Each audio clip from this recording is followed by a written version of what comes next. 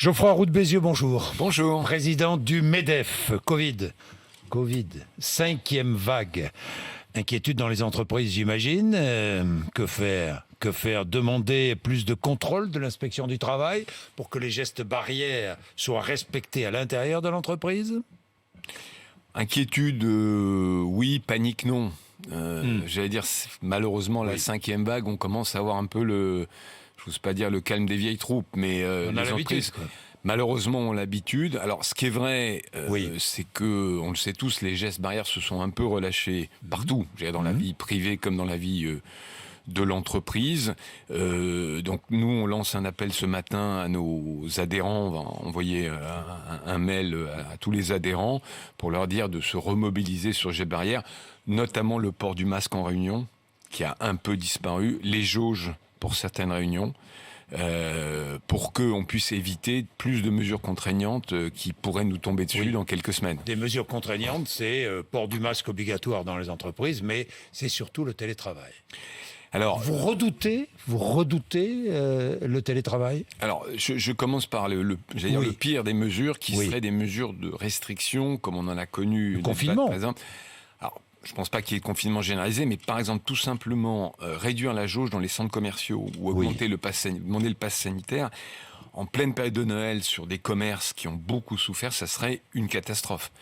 Je le dis maintenant, si jamais il y a... Pas de pass sanitaire dans les centres commerciaux, bien sûr. Les centres commerciaux. Parce qu'on est dans la période, je pense que ça tout le monde le devine, 15 novembre, 15 décembre, c'est la période clé pour les courses de Noël. Sur le télétravail, je pense qu'il faut laisser le dialogue social de proximité se faire. Il y a eu beaucoup d'accords de signés. Vous savez qu'on a signé un accord il y a maintenant un an, jour pour jour un an, tout à fait. qui donne un peu le cadre des protocoles. Ça avance bien dans les entreprises. Il y a beaucoup d'entreprises qui ont signé des accords. Les petites ont signé des chartes où on donnait 1 ou 2 jours. Donc je pense qu'il faut laisser faire. Et effectivement, les chefs d'entreprise doivent se remobiliser sur le télétravail, mais pas d'obligation. Faisons confiance. Vous avez vu en Belgique? Oui, j'ai vu ça. Obligatoire. Je pense que ça serait une erreur. Le télétravail 4 jours par semaine jusqu'au 13 décembre et 3 jours ensuite. Je pense que ce serait une erreur. Et puis ne surestimons pas le nombre de gens qui télétravaillent. Vous savez, les postes télétravaillables, c'est 20% des postes. Donc, je veux dire, c'est pas non plus l'ensemble des Français. Est-ce que ça crée des jalousies dans les entreprises?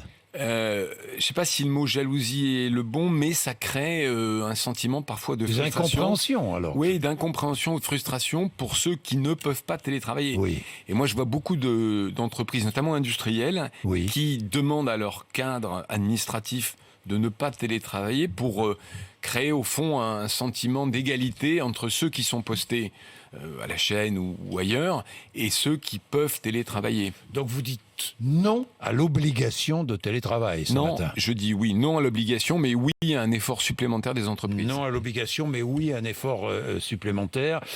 Envisager une 3e dose pour tous, c'est ce que dit le conseil scientifique. Nous allons tous y passer à la 3e dose. Passe sanitaire, conditionné à la 3e dose, vous pensez que c'est utile? Et moi, je me range à l'avis des scientifiques. C'est ni vous ni moi qui avons l'expertise pour répondre à ça. Si le conseil scientifique dit qu'il faut une 3e dose, il serait logique que le pass sanitaire soit conditionné à cette 3e dose. Ça a commencé pour les plus de 65, si je me trompe pas. Plus de 65. Et donc, il faut que ça suive. Donc oui, nous, on a toujours été pour le pass sanitaire.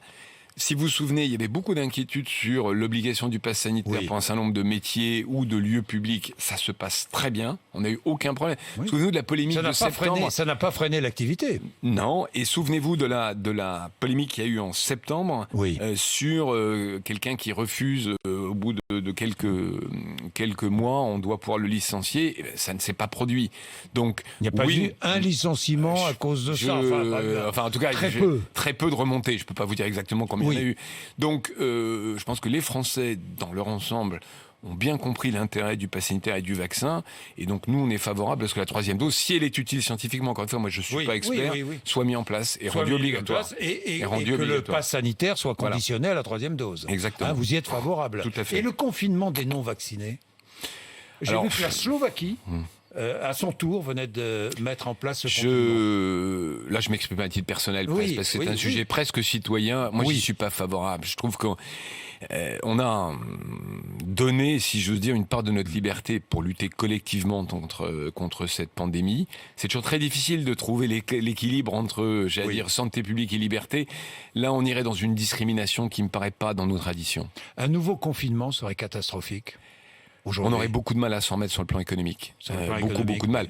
Le quoi qu'il en coûte, qui pour tout le monde semblait inépuisable, il n'est pas inépuisable. On le voit bien avec le coût total de cette opération. Alors aujourd'hui, il y a une forme d'euphorie parce que la reprise a été extraordinaire, mais il ne faut pas oublier que tout ça a coûté beaucoup d'argent. On ne peut pas se payer un 3e ou un 5e, quoi qu'il en coûte, si j'ose dire. Ouais. Elle est extraordinaire, la reprise. Je vais y revenir, mais elle est vraiment extraordinaire. Oui, souvenez-vous, là aussi. C'est exceptionnel. Alors, vous avez déjà connu ça ? Non, 6,8% de croissance, ma génération. Je crois que la dernière fois qu'on a fait plus de 6% de croissance, c'est les années 60. Donc, oui, elle est exceptionnelle. Souvenez-vous quand même, en juin 2020, l'INSEE, la Banque de France nous prédisait 1 million de chômeurs, le mur des faillites, etc., etc. Il y avait juste une organisation professionnelle patronale qui disait, non, le pire est pas certain. Le MEDEF, il se trouve qu'on a eu raison avant les autres, mais elle est exceptionnelle dans son ampleur. Moi, j'aurais jamais imaginé qu'on retrouve le niveau d'emploi pré-Covid aussi rapidement. On va parler d'emploi et salaire avec la reprise, évidemment, Geoffroy Roux de Bézieux. Quelques mots sur les Antilles, la Guadeloupe, la Martinique. La situation est explosive en Guadeloupe. Elle l'est aussi, malheureusement, en Martinique, qui est en grève générale. Alors, parmi les principales revendications, toutes celles qui concernent évidemment la crise sanitaire, mais aussi des revendications sociales, avec des revendications salariales, qui, là-bas encore, et là-bas aussi, comme en métropole, s'exprime. Quelle solution ? Rétablir l'ordre, j'imagine. Il faut d'abord rétablir l'ordre. Oui. Ensuite, je pense qu'il faut adapter les obligations sanitaires à l'état d'esprit de la population locale, qui manifestement... Adapter. Oui, là où je voudrais pas, je suis pas assez spécifique. J'étais une fois en Guadeloupe il y a un an, donc je connais pas assez le territoire, mais manifestement, il y a dans la population une attitude vis-à-vis du vaccin et plus globalement, les progrès de la médecine qui est quand même beaucoup plus vaccino-sceptique, si j'ose dire. Donc, faut en tenir compte. Sur le plan économique, on fait déjà énormément pour les DOM de Guadeloupe et les autres. Il y a 35% de chômage en Guadeloupe. Oui, mais alors, moi, le peu que j'ai vu sur le plan économique, c'est l'absence d'agents économiques locaux qui fait qu'on importe pratiquement tout depuis la métropole et qu'il y a des prix qui sont en moyenne 30% supérieurs à ceux de la métropole. Il y avait sur une autre antenne ce matin, ou non, sur votre antenne, d'ailleurs, Nicolas Poincaré citait le cas du poulet bio à 50 € dans je ne sais plus quelle chaîne de supermarché. On marche sur la tête, même sur le plan carbone, sur le plan émissions carbone, faire venir les poulets de la métropole, c'est absurde. Donc il y a quand même des sous-jacents économiques à corriger, il me le semble. Bien, revenons à la reprise. Donc, reprise exceptionnelle. C'est vrai qu'on sera à pratiquement 7% de croissance à la fin de cette année 2021. Est-ce que les bas salaires sont les oubliés de cette reprise, franchement ? Alors, ils ne sont pas plus oubliés que les autres, puisque d'une certaine manière, ils étaient bas avant la crise et ils sont toujours bas. Malheureusement. Ce qui a été mis en lumière, c'est deux choses, je pense. C'est effectivement des salaires assez bas dans un ensemble de métiers de service à faible valeur ajoutée. Je pense aux agents de nettoyage, agents de sécurité, à la restauration. Et la deuxième chose, c'est le coût de travailler, qu'on oublie toujours. Il y a un coût de travailler. Ce coût de travailler, c'est la voiture qu'on prend pour aller travailler. C'est le logement dans les métropoles. Qui a beaucoup augmenté. Et donc, il y a un problème de, je vais le dire simplement... Et c'est l'énergie. L'énergie pour se chauffer.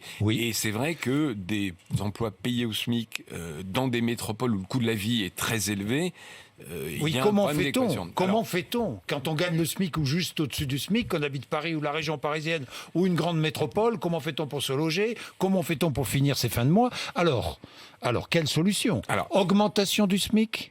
Première question, augmentation du SMIC ou pas? Non, je ne crois pas que ça soit la bonne solution. Mais pourquoi? Pour une raison simple, c'est que l'effet d'une augmentation générale du SMIC se répercute sur tous les salaires, sur tous les entreprises. Eh bien alors? Oui, mais sauf que toutes les entreprises ne sont pas dans la même situation. Quand vous êtes, je ne sais pas, à Périgueux ou quand vous êtes à Paris, vous n'avez pas les mêmes contraintes, les salariés n'ont pas les mêmes coûts. Et donc je pense que c'est entreprise par entreprise ou branche par branche que ça se résout. Il y a 57 branches aujourd'hui qui sont en train de négocier. Alors, tout le monde a vu l'hôtellerie-restauration qui est très médiatisée, mais entre guillemets, il n'y a pas que l'hôtellerie-restauration dans la vie. Il y a, je vous dis, 57 branches qui négocient. Il y aura beaucoup de négociations cette année en entreprise. Mais j'ajoute un point, je prends le cas de l'hôtellerie-restauration est emblématique, il faut aussi qu'on sorte de l'économie low cost. Dans la restauration, les salaires, c'est 60% du prix final. Si on augmente les salaires de 5 ou de 10%, ça doit se répercuter sur les prix. Va se répercuter sur les prix. Ça veut dire quoi? Ça veut dire que tous, collectivement, consommateurs final ou acheteurs de services comme les agents de nettoyage, etc., on doit avoir aussi conscience qu'à un moment, il faut accepter de payer un peu plus cher sur ces métiers-là. Est-ce que vous dites ce matin à tous les chefs d'entreprise, est-ce que vous leur dites ce matin augmenter les salaires? Je ne vais pas dire ça pour une raison très simple. Non, mais pour une raison très simple, c'est que c'est pas moi qui suis, vous savez, les expressions du patron des patrons et en fait ridicule. Oui, non, mais Geoffroy Roux de Bézieux, est-ce que c'est un conseil alors? Non, ce que je dis simplement, c'est que l'année 2021... Ouvrez des négociations salariales. Elles sont quasiment ouvertes partout. Ces espaces, généralement, ça s'appelle la NAO. Elles doivent être ouvertes partout. C'est la loi. N'oubliez pas que c'est la loi. Il y a la loi. C'est vrai que c'est la loi. Donc en général, les chefs d'entreprise respectent la loi. Non, mais ce que je dis simplement, c'est que l'année 2021 va être très bonne pour la plupart, pas toutes, la plupart des entreprises. Ce qui veut dire d'abord qu'il faut faire profiter les salariés de cette année. Ça passe par intéressement, participation, qui vont être mécaniquement très élevés cette année, après avoir une année difficile en 2020. Ça passe par la prime, entre guillemets, dite Macron, qui est celle, finalement, qui remplace l'intéressement participation dans les petites entreprises. Et puis ça passe par des augmentations de salaire. Mais ne demandez pas un chiffre, ne demandez pas une directive, parce qu'encore une fois, entre une PME du bâtiment du sud-ouest de la France et un grand groupe international, les circonstances sont très différentes. C'est vrai, Geoffroy Roux de Bézieux, mais je me mets à la place des salariés qui voient les dividendes versés en forte augmentation. C'est normal, puisqu'il y a de très bons résultats. Les dividendes versés vont être en forte augmentation. Je me mets à la place du salarié. Vous avez raison, vous mettez à la place du salarié. Mais je me rappelle que, les dividendes, ils ont baissé de 14% l'année dernière. Les salaires, heureusement, et d'ailleurs c'est évident, n'ont pas baissé. Donc la variabilité du dividende, j'allais dire, c'est le risque de l'actionnaire. Donc il est logique qu'après moins 14, on ne connaît pas le chiffre de 2021, les dividendes augmentent. Mais la réponse, elle est dans la participation, dans l'intéressement, dans les primes qui varient, elles aussi, en fonction des résultats. La généraliser, cette participation, généraliser cet intéressement. Comment faire? La généralisation de la participation, c'est la prime Macron. Souvenez-vous, ça avait été une prime, entre guillemets, exceptionnelle une année. On s'aperçoit que maintenant, elle est chaque année. Vous souhaitez qu'elle soit chaque année moi, je conseille aux chefs d'entreprise d'utiliser cet outil, puisqu'il est défiscalisé. Quand il verse 100 € pour le faire simple, ou 500 € à un salarié, c'est 500 € dans la poche du salarié. Oui. Vous savez très bien que quand on verse 500 € de salaire, il y a 30% de charges patronales, 20% de charges, ça dépend des salaires sociales, et en réalité, en net, il en reste beaucoup moins.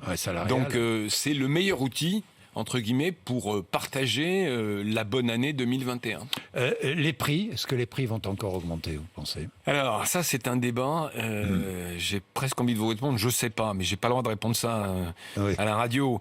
Il y a un débat, en fait, entre l'intuition microéconomique des entrepreneurs qui disent les prix des matières premières ont fortement augmenté. Le beurre, moi j'ai une entreprise de gâteaux au chocolat, 29% le beurre, 29%. Donc ça veut dire qu'il va y avoir... Ça veut dire que les prix vont augmenter. Les prix vont augmenter. Et puis tous les économistes, presque tous les économistes, la Banque de France, qui disent non, c'est conjoncturel, ça va s'arrêter en 2022. Rendez-vous si vous m'invitez encore dans un an, on verra. Et l'inflation? Du coup, ça vous inquiète? Est-ce qu'elle est inquiétante? Il y a une poussée d'inflation, est-ce qu'elle est inquiétante? Écoutez, si on reste dans des chiffres 2, 3, 4, 5%, au fond, pas une catastrophe. Si on revient à ce que existait dans les années 70, ou ce qui existe en Amérique du Sud, ce qu'on appelle la boucle inflation-salaire, c'est-à-dire que les salaires courent en permanence après l'inflation, là on rentre dans quelque chose de dramatique pour l'économie, parce qu'on perd confiance dans l'avenir. Donc c'est une question de mesure presque. Je voudrais terminer avec l'emploi, Geoffroy Roux de Bézieux. Est-ce que vous croyez au plein emploi en France ? Oui, je pense que c'est pas impossible. Vous pensez que c'est possible ? Alors le plein emploi, ça veut dire 3-4% de chômage. 3-4%. On est à 8%. On est tendanciellement vers 7. Moyenne de l'Union européenne, 6,9%. L'Allemagne, 3,6%. Les Pays-Bas, 3,1%. La Belgique, 5,9%. Donc le plein emploi, c'est autour de 5% en France. Vous y croyez ? C'est possible, et je vais vous dire à quelles conditions. Oui. La condition numéro 1, c'est la formation. C'est-à-dire qu'on va arriver à un niveau de chômage où les demandeurs d'emploi qu'on cherche à employer ont un énorme problème de formation parce qu'ils n'ont pas travaillé depuis très longtemps, parce qu'ils n'ont pas suivi les bonnes filières, parce qu'ils sont sortis de l'école sans formation. Et c'est là où on a un vrai travail à faire avec Pôle emploi. Il y a 15 milliards d'euros qui ont été mis par ce gouvernement sur un programme qui s'appelle le PIC pour les demandeurs d'emploi. Aujourd'hui, nous, chefs d'entreprise, entre guillemets, on n'en voit pas la couleur. Non pas de l'argent, mais du résultat de cette formation. Et là, je pense qu'il y a un travail à faire. On a reçu le patron de Pôle emploi il y a maintenant 8 jours pour essayer de mieux, si vous voulez, former les demandeurs d'emploi aux métiers qui ont besoin de recruter. Est-ce que vous demandez plus de souplesse dans les contrats de travail ou pas ? Non. En tout cas, c'est pas le problème numéro 1 aujourd'hui. Très honnêtement. Ouais. Est-ce que les emplois aujourd'hui on manque de main-d'œuvre. On le sait, on manque de bras. Est-ce qu'aujourd'hui, les emplois proposés sont des CDI ou des CDD en majorité ? Je me permets de vous corriger. J'aime pas l'expression manque de bras. On manque de cerveau aussi. Manque de cerveau, oui. Non, mais oui, on manque de. C'est une expression. Non, mais c'est vrai que moi, je n'ai jamais vu une situation pareille. Vous n'avez jamais vu ça ? Un chef d'entreprise me dit, on a fait un sondage, 60% d'entreprises n'arrivent pas à recruter. Est-ce que on recrute en CDI ? Majoritairement, le poids des CDI dans le recrutement et dans les offres d'emploi a fortement monté depuis la crise, mais je ne crois pas que ça soit un problème de contrat de travail. Il y a un problème d'attractivité des métiers aussi. Alors, c'est combiné. Vous avez un problème, je pense, d'attractivité des métiers. Dans certains métiers, on le sait, hôtellerie-restauration. De salaire, on en a parlé. De mobilité aussi. Il y a des régions qui sont au plein emploi. Vous me demandiez si c'est possible. Vous allez à Laval, vous allez en Vendée, vous allez même en Charente. Vous êtes dans des taux de chômage qui sont proches du plein emploi. Mais il y a des endroits, je ne vais pas citer les villes, où on est à 13 ou 14%. Donc on n'arrive pas à faire déplacer les gens pour un emploi. C'est vrai d'ailleurs en mobilité interrégionale, c'est vrai aussi en micromobilité. Les Français, dès que ça dépasse 20-25 km, ils ont un problème. Ils ont un problème de pouvoir d'achat. De pouvoir d'achat, de dépenses contraintes, évidemment. Donc on boucle avec le salaire. On boucle avec le salaire.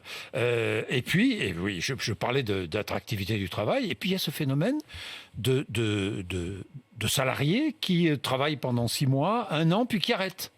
Mais on voit ça avec les infirmières, par exemple, ou infirmiers. On voit ça même dans l'éducation nationale aujourd'hui. Ce qui montre qu'ailleurs que c'est pas juste un problème d'employeur privé, entre parenthèses. Non, c'est vrai aussi dans le public. Oui, effectivement, il y a des métiers où finalement les conditions de travail font que les gens ne restent pas. L'hôtellerie-restauration a ce problème. Ils travaillent, je pense que vous le savez, sur éviter tous les week-ends travailler, éviter la coupure entre midi et le soir. Donc oui, on doit travailler aussi, nous les employeurs, privés ou publics, sur l'attractivité des métiers. Sur l'attractivité des métiers. Geoffroy Roux de Bézieux, j'ai aussi une dernière question sur le travail en lui-même. Emmanuel Macron a beaucoup insisté sur le travail. Les candidats LR nous parlent de travail et tout le monde dit il faut travailler plus. Ça veut dire quoi, travailler plus ? Ça veut dire travailler plus de 35 heures par semaine ? Alors, oui, non. Je veux dire par là que c'est la quantité de travail d'un pays qui fait sa richesse, qui permet de payer... On ne travaille pas assez en France. Alors, il y a 3 choses. Il y a la quantité de gens qui travaillent, on en a un peu parlé. Le plein emploi, ça résout un paquet de problèmes de déficit des régimes sociaux. Parce qu'il y a plus de gens qui cotisent. Évidemment. Donc ça, c'est le premier. Retraite, sécurité sociale, etc., etc. Après, on a un problème de taux d'emploi, de nombre de gens employés à la fin de la carrière, c'est-à-dire 60-65 ans d'un côté, là c'est l'âge de la retraite, et au début, chez les jeunes. Ça s'améliore fortement chez les jeunes depuis 1 an. Et puis après, il y a le temps de travail annuel, parce qu'au fond, la semaine n'est pas forcément l'indicateur le plus parfait. Et on travaille... C'est une erreur d'ailleurs de prendre la semaine comme indicateur. Je trouve que vu l'évolution du travail, notamment chez les cadres, c'est de moins en moins trop pertinent. De vacances en France ? Je pense que vous voulez me faire une dépêche AFP avec. Non, pas du tout. Non, en tout cas, c'est pas le bon indicateur. Je me moque de la dépêche AFP. Ce qui m'intéresse, c'est votre point de vue. Je pense que vu l'évolution des métiers, et notamment dans les professions intellectuelles et les cadres, l'obsession française de l'horaire hebdomadaire, de la pointeuse au fond, c'est un peu un truc du XXe siècle en réalité. Ce qui compte, c'est la quantité de travail dans l'année et qu'on répartisse après dans un peu comme on travaille moins. On travaille moins qu'ailleurs en Europe. Alors on me répond tout de suite. Plus de jours fériés, plus de vacances, pas plus d'heures par semaine. Non, mais souvent on me dit oui, mais la productivité des Français est meilleure. C'est vrai ou pas? Oui, c'est vrai. Alors ça dépend des métiers, mais oui, c'est vrai. Mais au total, si vous voulez. Et au fond, c'est le vrai débat. Comment on fait pour financer notre modèle social, qui est très généreux? Il y a deux solutions. Soit on baisse les prestations, en gros, on rembourse moins la Sécu, soit on a une quantité de production de richesse qui est plus importante. Et nous, on milite pour que la deuxième solution, qui est la seule possible. Regrouper mutuelle et Sécu, c'est une bonne idée ou pas? Non, une très mauvaise idée. Une très mauvaise idée. Il y a des choses à faire autour des mutuelles, notamment sur leur coût, mais la nationalisation de tous ces systèmes est une mauvaise idée. Merci Geoffroy Roux de Bézieux d'être venu nous voir ce matin sur RMC BFM TV.